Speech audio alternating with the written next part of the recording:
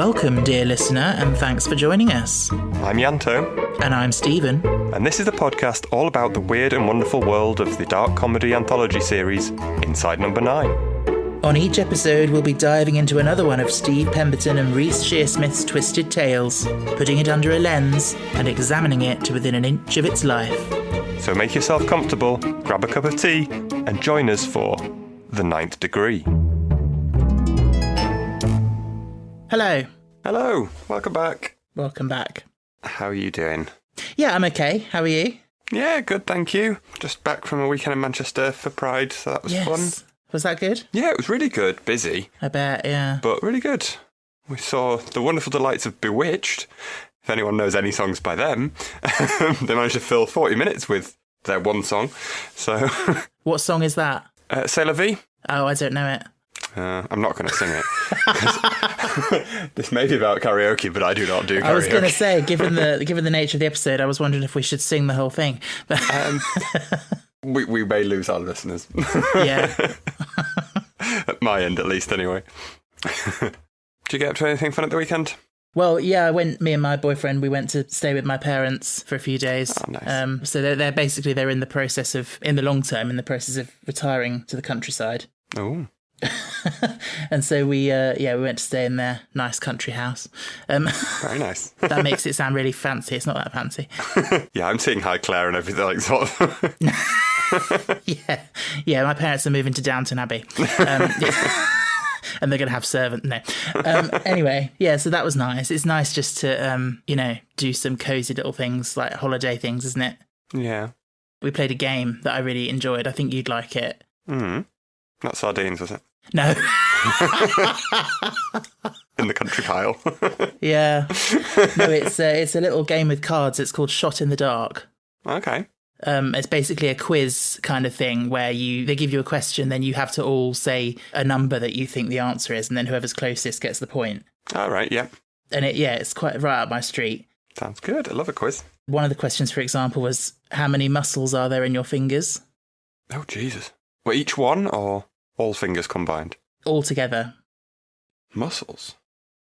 Well, are there? No, there aren't any. That was the trick of the question, that there aren't any. Yeah, the tendons. They're all in your hands, the ones that control They're in your forearms, aren't they? Yeah. So that was fun. Win. I get a point. Yeah, you get a point, yeah. There's also one that I thought was interesting, which I'd not heard of before, but it said the shortest ever war was fought between the UK and Zanzibar in 1896. And it was, how long did it last? I did know this. I do remember this being a fact. It's all of something like 40 minutes, isn't it? You're 2 minutes off. It's 38 minutes. Yeah. But I just thought that was fascinating, yeah. I do remember it being stupidly short. I thought I was over-exaggerating how short it was.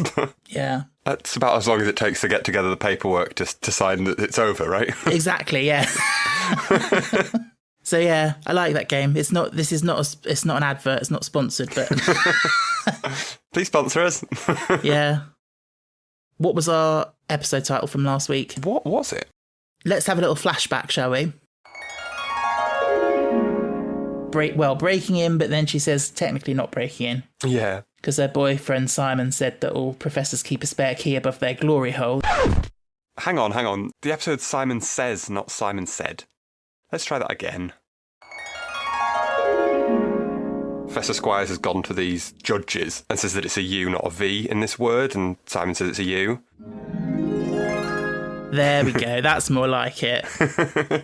Wonder if we could trick you all. Yeah. Make you think. Red herrings. Yeah. We're getting too cocky with this. We are, yeah. It'll bite us on the ass when we get to paradiscophobia. Yeah. They can't even say, let alone hide. Yeah, exactly. But yeah. We put off talking about this long enough. I know. Yeah. So we are back this week with Empty Orchestra, episode 4 of series 3. And our souls are empty as well from having watched it. Yeah. This might be a bit of a downer episode. This is not one of my favourites, guys. Yeah, let's be clear. So I didn't really remember much about it. But yeah, having rewatched it twice for this. Yeah. It's probably not one of my favourites either. Mm. But that's not to say that it's completely worthless. No, and I'll be honest, I did enjoy it more than I remembered enjoying it. Fair enough. That's good. I mean, it's still not one of my favourites by a long stretch. Oh, definitely not, no. But it was better than I remember it being. Okay. So that's a bonus. That is a bonus, yeah. But to Inside Number 9 Wiki for a synopsis, Roger celebrates his promotion with a full-on old-school karaoke session. What ensues is an evening of hopes, dreams, betrayal, intrigue, romance, and an awful lot of singing. Ugh. Can you tell I don't read these before I read them out? I was just thinking what you said, an awful lot of singing. You could phrase it a lot of awful singing. Yeah, it works both ways. It does. I do like that it's sort of an attempt at a sort of a musical episode. And normally I'm a fan of a musical. Yeah. I'm not such a fan of jukebox musicals. No. So yeah, I read as well that this was intended originally to be fully musical. Yeah. But they couldn't get that to work. No, there's some of these things like Quiet Night In where you're like, well, can we? And then they manage it. This I can't see that working. That would never have worked. No. I'm not sure for me how well the musical aspect of it works. Because I think the idea obviously is that whatever songs come up are supposed to be sort of relevant and and they are a little bit, but it doesn't feel to me like they're really sort of advancing the story in any way. They're not. No, it's just like, oh, aren't we sad? Oh, here's a song about something that references the sad thing. Yeah. Like, it's not really adding any extra nuance to it as such. I did like the line from Steve's character where he says, oh, it's not just going to be one song after another, is it? Sums up the episode, really, doesn't it? Yeah, and my dad's view on musicals in general. I remember watching Oliver or something like that with my mum once, and her saying, "But what I don't understand is how do they all know the dance moves?"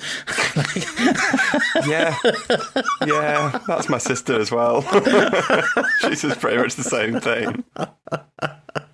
I mean, it's a valid question, but yeah. And I'm never sure how much. It was straying too much into just about musicals, but how much of what is in the musical in a song is actually really happening. Yeah, and how much is sort of imaginary. Exactly. Like what's really happened in the last 3 minutes. Exactly. I think when it comes to musicals, you can't be looking too much into the reality of it. It's just it's a medium to tell a story, isn't it? Yeah. But yeah, I know what you mean. What are your thoughts on karaoke, by the way? Are you karaoke in general as a concept? As a concept. Is it something you enjoy? Well, I've never really done it. Like I don't have a life, so I've never gone out and sung it myself. Yeah, I've only ever done it at house parties. Yeah. I hate it though. For me, it's just mothers absolutely ruining ABBA songs and straight guys butchering Mr. Brightside. It's just effective, and Sweet Caroline. That's all they seem to want to sing over and over. Yeah, there are staples, aren't there, that people just go to. Yeah, and I'm told I can't carry tune in a bucket, so. Oh well. Yeah. I can't vouch for that because I've not heard you sing, but. Think yourself lucky. Yeah. I mean, I quite like singing. I run the choir at school that I work at. But it's like, yeah, I know what you mean. I don't know. I guess it's something just people just do when they're drunk, and it's just like, it's never going to sound great, is it? No, that's the thing for me. I'm too embarrassed that I'm not arrogant or obnoxious enough to think that I'll put the people through this, and they'll just want to deal with it. My ideal karaoke song is something instrumental, I feel. Or at best, like the Tequila song. 4 minutes 33 by John Cage. Yeah. Yeah, I wind Ben up sometimes when he's singing, and I'm like, "Oh, did you request like something instrumental?" So our number 9 is a karaoke room. Yeah, in a karaoke booth club. Yeah, or something. Yeah, which I like. It's a bit different. It is different. Yeah, you can say that for it. Definitely. Yeah. And everyone's in fancy dress. Yes, which adds an extra nice little layer to it. Yeah. It would be quite boring if they were all just there in their work gear, I suppose. Yeah. Yes. Well, it would be even more boring. Yeah. It helps differentiate the people a bit. It does. Like, I'm going to mess up everyone's names, but yeah. Okay. So we've got Greg, who's played by Reese. Yes. Sumo Man. Sumo Man. Mm-hmm. Which, so they're dressed like pop stars. Yes. Except, he was thinking he was Psy from Gangnam Style, wasn't he? Apparently, yeah. So, yeah, fair. Interesting. And then you've got Connie. That is Amy Winehouse. God, she's awful.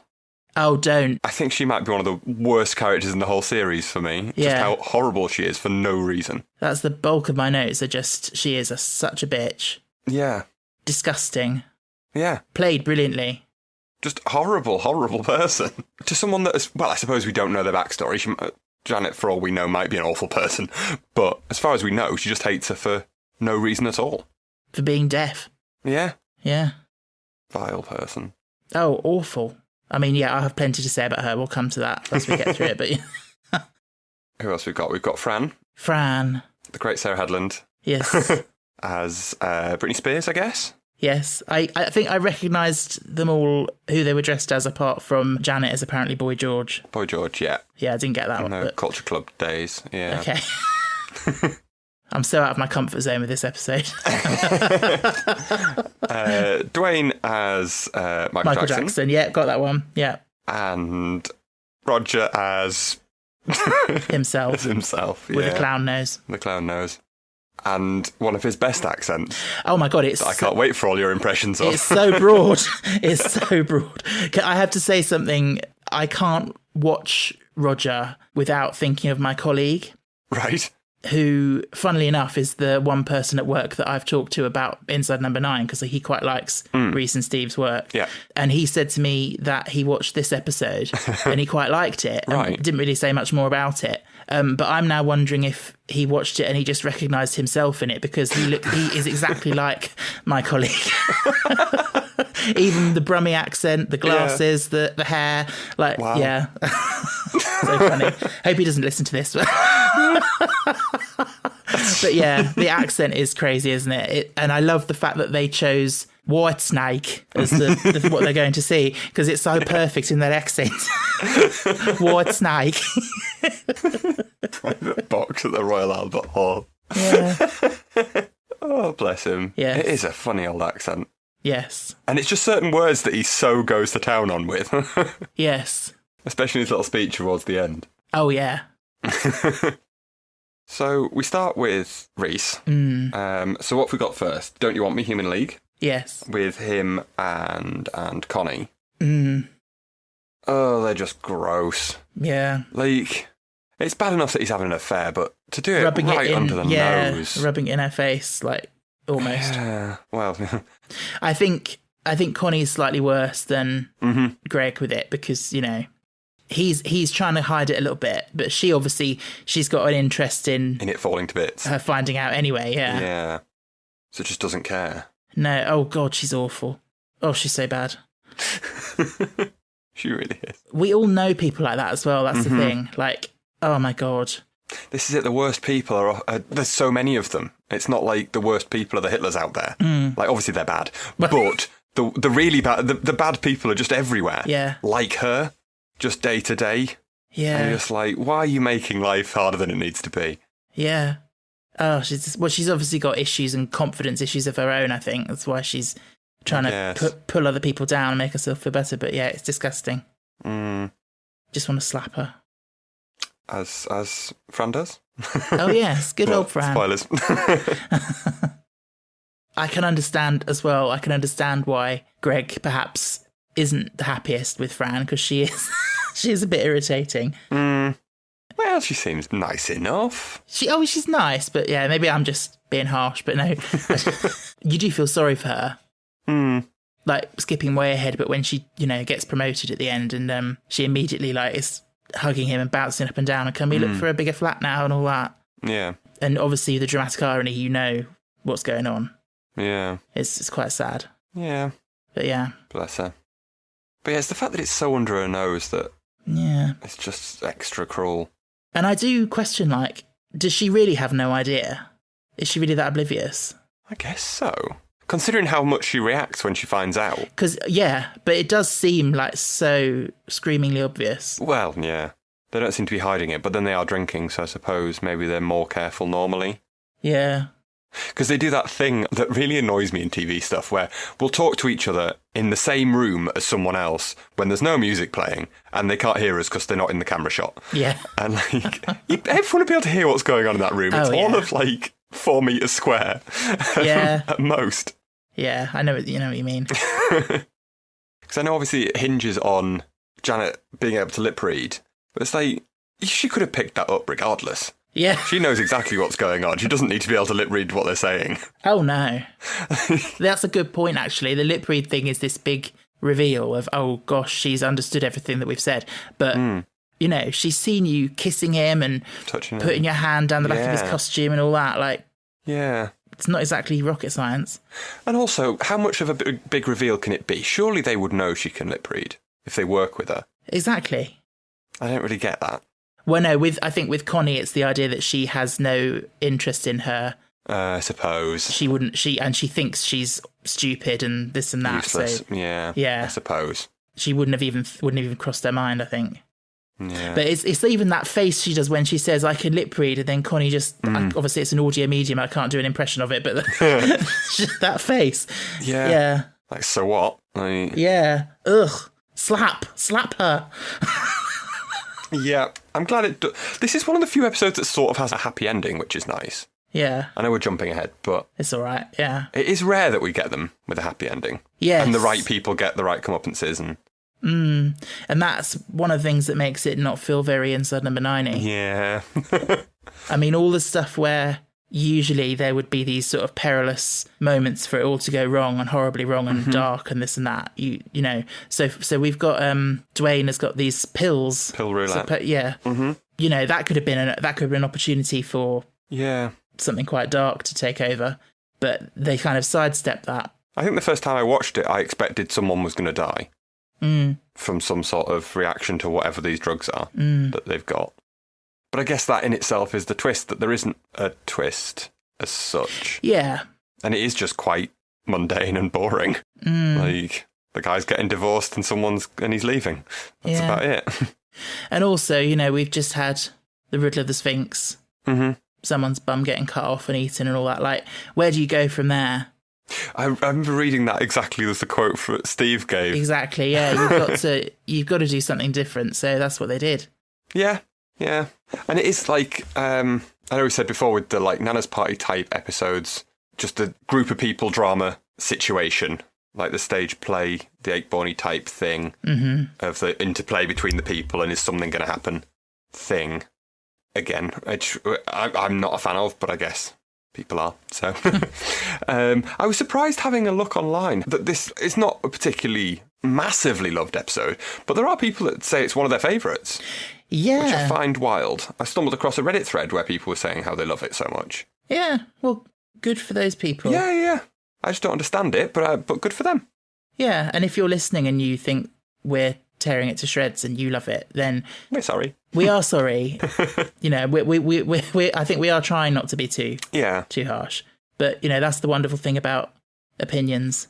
That we can all have different ones. And anthology programmes. Yes. That you can have an entirely different story every week, and you might not chime with one, but you will with next week's, or vice versa. I'm sure there's plenty of episodes that we've raved about that people hated. So, what have we got? What song have we got next? Saturday Night. Oh my God. Bloody hell, that song goes on for ages. Please, no. If I have to hear Sarah Hadland going, Saturday Night again... If you watch the words on the screen, she's not even singing the words. She's just singing really? Saturday Night over and over again. Yeah. Like, they do have a few more words. I mean, there aren't many more words, but there are more than she bothers to sing. I think I'm going to be going to sleep with that looping in my head. Just Saturday Night. I do remember thinking that the continuity must have been a nightmare in this. Because if they had to cut from a different angle, like, yes, I know obviously music will be added on later, but the words have to be in the right place. Exactly, yeah. I believe it was quite a technical nightmare. Yeah, I bet it was. And I think they all had hidden earpieces with the track playing. Right. So they could do it that way, but yeah. But syncing it up to the words, yeah, because almost always you can see the words. Oh, that as well, yeah, God, yeah. Yeah, and it's not just seeing the words, it's seeing which word is being said right now. Oh my God. When how karaoke obviously works with the colouring in, that it's... Yeah. You can't just get it vaguely right. Yeah. I mean, you can. How many people are really paying attention to it that closely? But we know what continuity people are like. They want it to be spot on. Which must have been a nightmare. Yeah, quite a challenge. Oh, and we skipped over Gotcha Lashons. Yeah. Which I did check up on, and our letters are all correct. I know, I was thinking that. It did look far too long. When I first saw it, I thought, I was looking at the bit and thinking, there's no you in congratulations. And I was like, oh, yes, there is. But no, it does work. It does work. It does work, yeah. And I remember seeing them putting it up at the start and it being right. And I'm like, well, that's not right. It is wrong later. And then realise that they drop it and they all go everywhere. So that makes sense. Can Fran just not spell? Like, why does he think that she's good for this promotion when she can't even spell congratulations? Oh, my God. Before they've even got drunk. I know. So, yeah, the big plot element of this envelope that is... Roger has it with a list of names on it. And Greg's obsessed with trying to see it so he can see who's going to be fired. Or made redundant, rather. Yeah. Yeah. Which is a whole lot of stakes I don't really care about. I know what you mean. Yeah. It's like, even if he finds out, okay, well, great, you're going to find out in an hour anyway. Yeah, there's not much he can do about it. No. It's funny that Greg seems far more concerned about it than anyone else. Yeah. I don't know why. Obviously, he doesn't want to lose his job, but... But yeah, I guess he's happy when it's Fran, or he thinks it is. Yeah. Because then that's a nice, easy way to get her out of work, and he can not have to hide things as much. And yeah. Ugh. It's grim. Yeah. Why are they all so horrible? Yeah. And then poor Fran gets a door to the face as well. Oh, does she? As part of the whole situation. When's that? When she's trying to sneak the list out of the pocket that's on the door, just as... Is it Dwayne comes back in and smashes the door into her face? Oh, I don't think I missed that bit. Yeah. Shame it's not Connie. Would have been nicer. So I think we should talk about Janet a bit. It's good representation to have a deaf character. Yeah. Played by a deaf actress as well. It is. And she said that she couldn't speak highly enough of the production team. Yes. And how well they treated her and how she didn't feel like the token deaf person. Yeah. Which is lovely. Which is fantastic. Yeah. Especially given this was made, like, however long ago. 2017, yeah. It's like, it could have been awful. Yeah. Still back then. So that's nice. That is good. But yeah, she's a lovely character. You really, I think, warm to her in the episode. Yeah, she is very sweet and just getting shat on by everyone for no reason. That's the thing. Connie's obviously overt about it being horrible. And then you've got Dwayne, who almost patronises her. Yeah.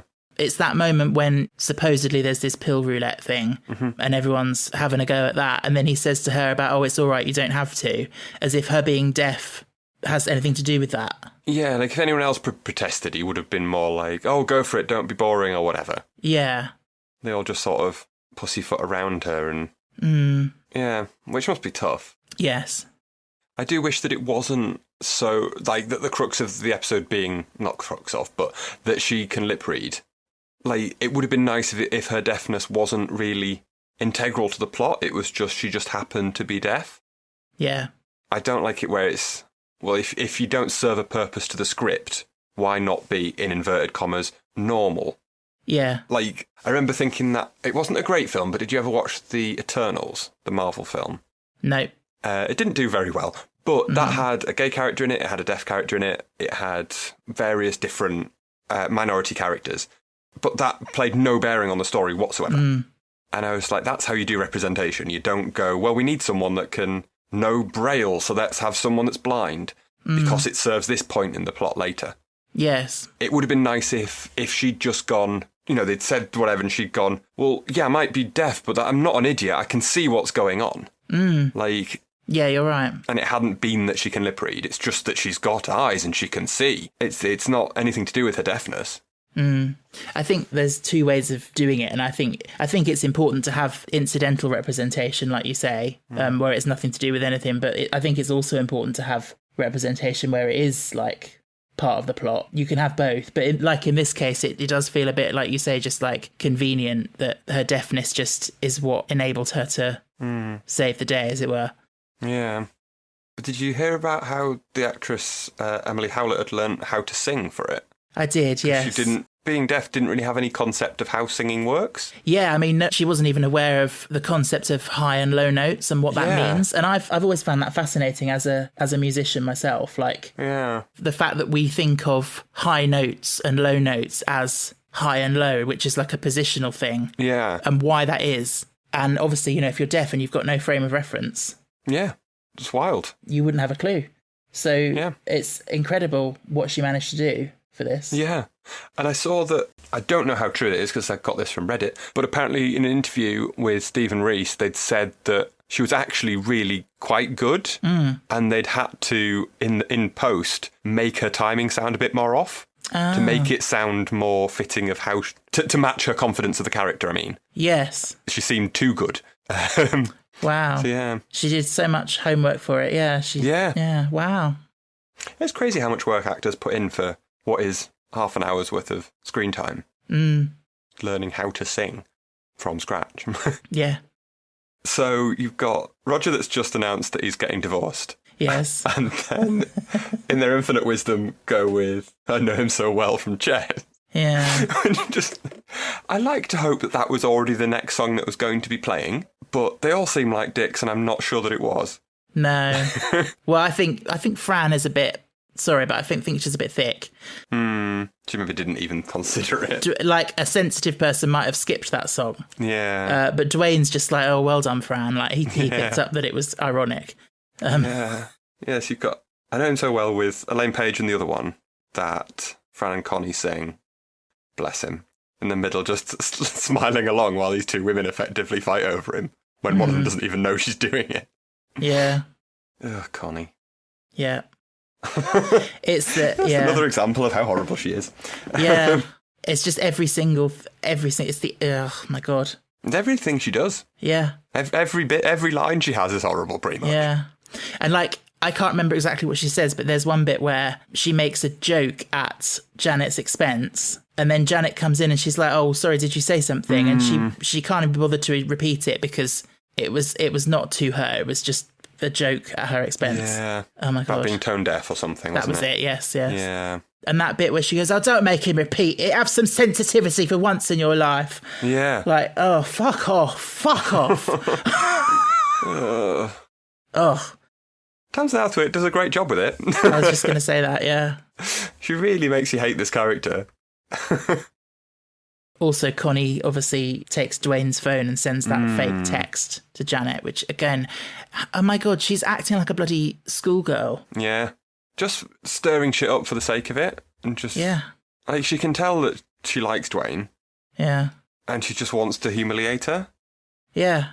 And that whole bit where she says to someone else about, oh, have you seen this? She's all over him and all that, as if she thinks that she doesn't deserve, romance or whatever. Especially when she's all over Greg. Yeah. Like... I don't know what she's got against her. No. It's just that she thinks that, like, oh, these people come in and take my jobs away from me and all that. And she thinks that, oh, she's only got where she is because people feel sorry for her, is what she says. Yeah. Yeah. But then, as I said, we only see this is one night out that we've seen. They might have all worked together for the past 10 years, and there might be history going on for all we know. Yeah, but at the end of the day, if we were supposed to take that from it, they'd have shown us that. So True. I think we have to take what we see at face value, and Janet's obviously a sympathetic character. Connie's a bitch. Yeah. That's all there is to it. Yeah. As far as I'm concerned. So then we get the reveal that Roger has to make someone redundant and has chosen to bend la creme himself and sack himself, which I don't know how that would really work in terms of he's not in the same job pool as they are. Like, if he makes himself redundant, but then they need to backfill his role and then they'll hire externally, and potentially, just because he's recommended Fran doesn't mean she's getting the job. No, it doesn't, so does it? He might get replaced and then still one of them has to go. So. Yeah, unless he's had the conversation and they know that's what's going to happen, but I don't know. It's not very realistic. No. I love that we don't even have any idea what this company does. No, it's something to do with sales, because right. Because Greg is worried about not having done very well on sales. Right. Or something. But then isn't every company about sales ultimately? In some way, shape or form. Every company's selling something. I suppose. Welcome to capitalism. But yeah, haven't a clue. And we know no idea how big this company is. It could be 20 people. Or it could be 2,000 people. With no real idea. Because if Fran's getting recommended to the board for this job, and she's the best they can offer, I don't think this company's going very far. Oh my God, yeah. Yeah. It's also funny watching it, like knowing what that little conversation he has with her is about. It's about he's offering her this promotion, but they have to play it as if he's told her that he's making her redundant. Yeah. So she's got to do that sort of double meaning acting. Mm-hmm. And I just find that a bit awkward. Like, yeah, but I guess there's an element of it is that she's sad that he's leaving. Yes, yeah. And she's being one of the few nice people in the room of not going, oh, I've got a great job. And like in his face of when he's saying he's leaving his job and his life's falling to bits and he's moving to a different country to get away from it all. So maybe she is nice, but she doesn't seem all that competent. But no. Maybe I've just seen too much Miranda and I can't imagine her being all that useful. Well, yeah, I was wondering why she didn't sing Proud by Heather Small as her song. So then we get the reveal that it's not that at all. It's, like you said, Bendela cramming himself, which sounds interesting. If you know, you know thing. Yeah. But yeah, it's, oh my God, I can't get over his accent when he's walking up and down the line of them and he's like, oh, I've been tasked with letting one of you good people go. I thought long and hard about it. You just really choose certain words. Yeah, it is a really delicious accent to do. Apparently it's one of the least enjoyed accents to listen to. I don't want to put off our listeners in Birmingham. No. But let's not insult you all. But it's not me saying it's not enjoyable. It's the public. The public have spoken. The public have spoken. But yeah, then you've got this hen party that come in and invade. Oh, fucking hen parties. Yes. So I live in York, and 90% of people on night out are a hen party. I don't know how many people are getting married. Like, they come to York because they think it's posh and classy, and then they throw up all over it, and and it's just inflatable dicks and feather boas everywhere. Yeah. And I'm just like, oh, get out, leave. Yeah. I hate hen parties. I bet. It really irrationally annoys me, that bit when they come in and they're like, oh, we've got it till past. And they're like, oh, well, it's nearly past now. Like, no.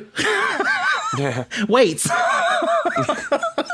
Although that said, that is the bit where they seem to enjoy the night out of the most. Exactly, They're all having a whale of a time at the end. That is nice. And it does make a good atmosphere for the end.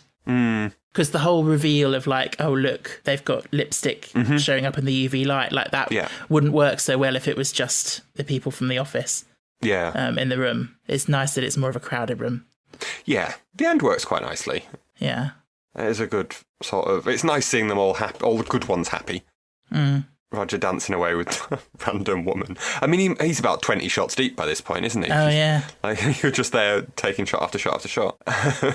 Offering tickets to Whitesnake. Oh, yeah. I wonder if she likes Whitesnake. Is she singing karaoke or is she just lip syncing to a song? I don't know. Because she sounds really good if she's singing. Good, yeah. She sounds like an actual pop star or something. Like, I think it's a Sia song. David Guetta. Featuring Sia. Oh, maybe. Yeah. I don't know. It's Titanium, David Guetta, but I'm not sure who the singer on it is. Yeah, it's featuring Sia. Is it? Yeah, I looked it up earlier. Okay, cool. Yeah, she does do a good job, if she is singing.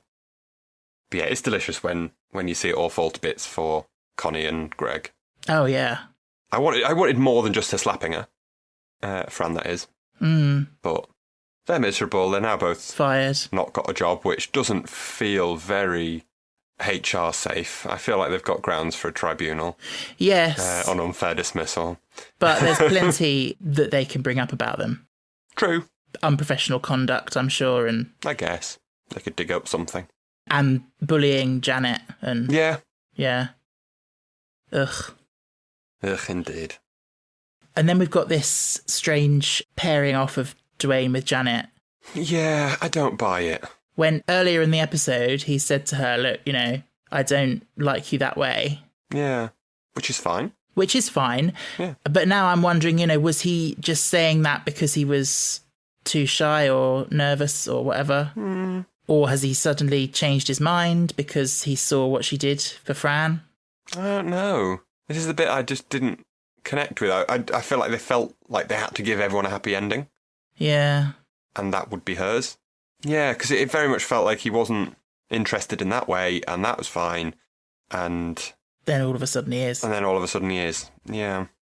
Unless it's just, maybe it's just they're all a bit drunk and, it's not that significant, but... Maybe. Yeah. It was a bit strange. It is. But like I say, it is nice that we have a happy ending for the people that deserve it. For once. Yeah. No one died. No one ended up chained up in a basement. No one ended up... Yeah, you just wish that Connie had all of those things. Yeah.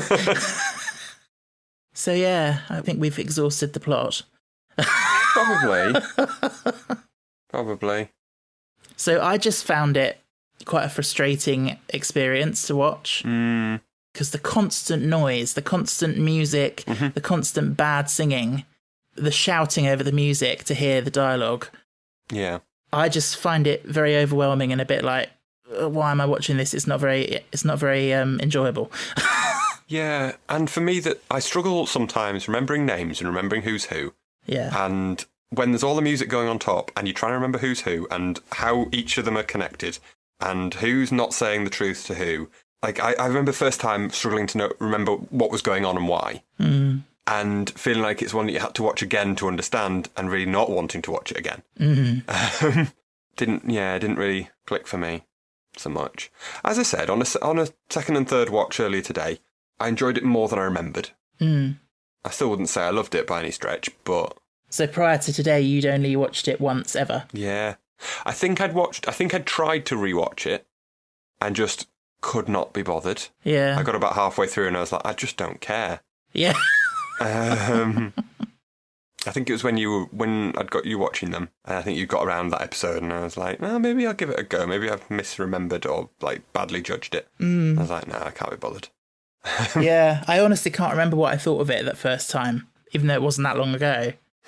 But I didn't enjoy it this time. No, it's such a different style to what all the others are. Yes. I know that's kind of the point of an anthology, but equally, it doesn't really have much that keeps it in that world for me. And it's almost too big a cast. Like, I like it when it's just more 2 or 3 people, and it's the more serious ones, I guess. Yeah. Obviously with the comedy, but I prefer them when they're a little bit more serious and have more stakes. Yeah, I know what you mean. But like you said, it's all about variety, isn't it? And 100%. What didn't appeal to us will, I'm sure, appeal to other people. Oh, totally, yeah. So, the dreaded question. What are you rating it out of 9? I don't want to be so cruel. Just be honest. I don't know if I've ever established in my head whether this is, one is just that it's awful, or one is that it's the worst episode.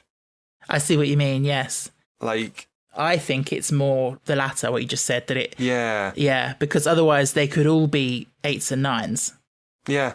I think you've got to compare them to each other somewhat. And if we put nothing lower than a 3, well then 3 is by definition just a 1. Yeah, exactly. Really. And we just scored everything out of 7 instead of out of... So yeah. So unfortunately for me, it's a 1. Yeah, I'm not surprised. It's my least favourite episode of the whole run. Yeah, I'm not surprised. Yeah, I'm on similar lines. I was deciding whether to do a 1 or a 2. Because 1 does seem very low, and there are things about it that I thought were good. Like Tamsin Outhwaite's performance was brilliant. Steve's performance really made me laugh. But then I look at, if I give it a 2, and then I've given Last Gasp and The Understudy a 3, which is only 1 point above that, and they're much better than this. So yeah, I'm so sorry to anyone who loves it, but I think I'm going to have to do the same as you and give it a 1. Sorry, guys. Yeah. Sorry. But on a more fun note, did you spot the hair in this one? No, and I can't even imagine where it could have been. It is a tricksy one. So it is about 17 minutes in. It's in the photo that Steve gets out of his wallet. It's like on the bed next to him for no reason, because it has to be. Yeah. He gets the photo out and unfurls it. I can't even remember him getting a photo out. I think it blotted out my memory already. When you notice it, it is very obvious. Okay. But yeah, if you don't happen to really be focusing on that particular 2 seconds of screen time. No. Okay. Well, there we go. there anything else? I think that's it, isn't it? I've got a message to read. Ooh, it's not someone that likes this episode, is it? No. And we're just going to I don't know. Shut all over it, and then they were like, can't wait for you to get to empty Orchestra.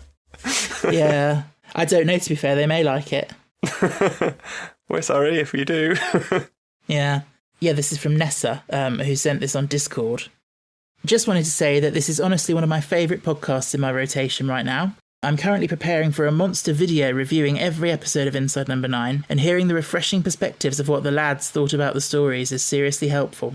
It also really helps that the chemistry between Stephen and Yanto is so great, it really feels like I'm talking shit with some friends about a show we all love. Oh. Absolutely great podcast, and I'm so excited to see the rest of the show covered, especially Deadline. Oh. That's nice, isn't it? We're lads. I was going to say, that's the first time I've ever been described as a lad. We're lads. In my life. I'm one of the lads. Lads. Oh, thanks, Nessa. Yeah, so thank you, Nessa. Oh, that's really sweet. That is really lovely to hear. Yeah, that's very sweet. And we're sorry that we read your message out on what was such a Debbie Downer of an episode. Your message was the highlight of the episode. Yeah. So, yeah. It was. That was really sweet. Yeah, thank you for that. And yes, just a reminder that if anyone is into Discord and all that stuff, we've got our Discord server. You can find it on our link tree in the show notes. What are we watching next week? Next week, we have Diddle Diddle Dumpling. Ah. Yeah. Okay. A different one. Yes. From what I remember, I quite liked it. So we shall see. Yeah. It's got to be a step up from today. Yes. Yes. Definitionally, we can't go lower than we went today. No, well, unless we give something a 0, but I don't think that's going to happen. I don't know. It's an option, and I'm not retrospectively putting 0 in. That just feels even too cruel for me. Yeah, -9. Yeah. That's a complete random tangent, but you know, on like quiz shows and stuff, when you score money as you go up, and then if you go down below 0, you go into the minus. And I always think, if you get to the end of the show, are they expecting you to pay them that much? Like, oh, I'm so sorry you didn't win. Now £2,000, please. Please, we take checks. Anyway, yes, so we'll be back next week for Diddle Diddle Dumpling. We'll see you then. But for now, I reckon it's time to turn off the backing track of Number 9.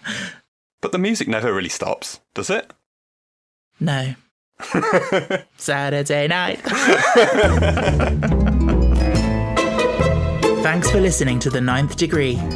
If you'd like to get in touch, you can find us on Instagram, Twitter and TikTok at Ninth Degree Pod, or email us at ninthdegreepod@gmail.com. You can also leave us a rating or a review wherever you get your podcasts.